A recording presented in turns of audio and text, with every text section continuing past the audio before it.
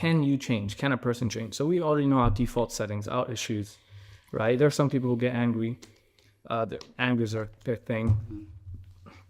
Some people who, the opposite of that, might, just follow the crowd and are just way too nice and just, whatever your default factory setting is. Jealousy. Do you think, do you think people could change? 100%. 100%. Yeah, for sure. Okay. Any famous examples? Famous examples? You want to tell the story about Umar? Yeah, Umar al-Khattab. That's exactly what I was thinking. The way I look at it, Umar anhu was a staunch enemy of the Prophet ﷺ. But he was so well respected and feared within the entire community.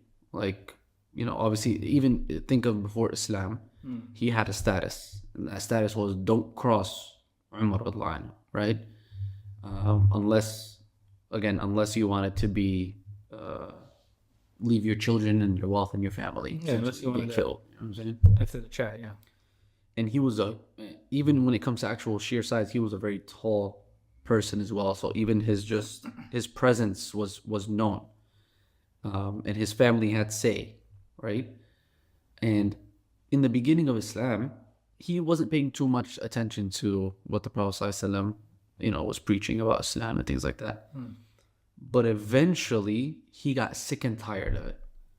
Constant complaining of people talking about this and that and making it seem like the Prophet ﷺ is here to disrespect their ancestors and disrespect their lineage. And disrespect their lineage was huge back in the day. And so he put it in his mind that that's it. Muhammad ﷺ is no more. And I'm going to go finish it.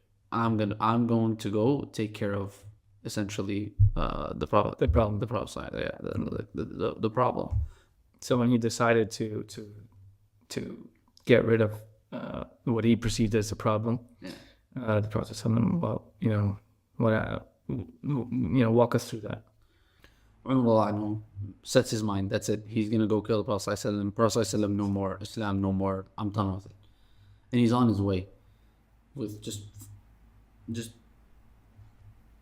can just imagine like this ferociousness, like this mindset that I'm gonna go kill somebody, and then someone stops him and is like, hey, what are you gonna do? Like, where are you going in such a rush? And he tells him, this is what I'm gonna do. I'm gonna go kill the Prophet. He's like, why are you worried about the Prophet? You should be looking into your own family. And he was like, whoa, what are you talking about? Right? Like, that's deep. So now you're telling me my own family member has accepted Islam, essentially, is what he's getting. So he goes to his sister's house. And when they find out he's coming, they try to hide essentially what they had of the scripture, right? Because they knew he would just go crazy.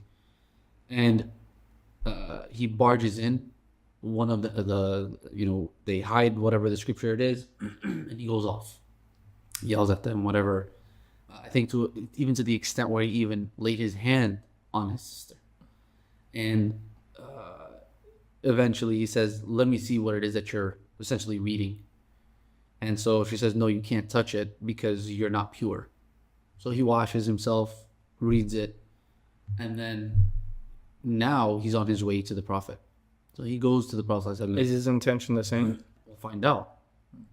So he goes, knocks on the door, and when they knew that he was there, like now again, it's Umar anhu. It's not like just some random person that's coming from. No, this is like again a fierce warrior that's feared, and they know that he's coming. There's ill intent, right?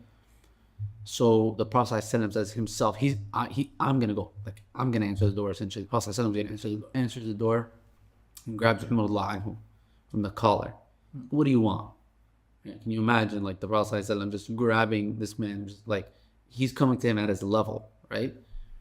And then essentially accepts Islam.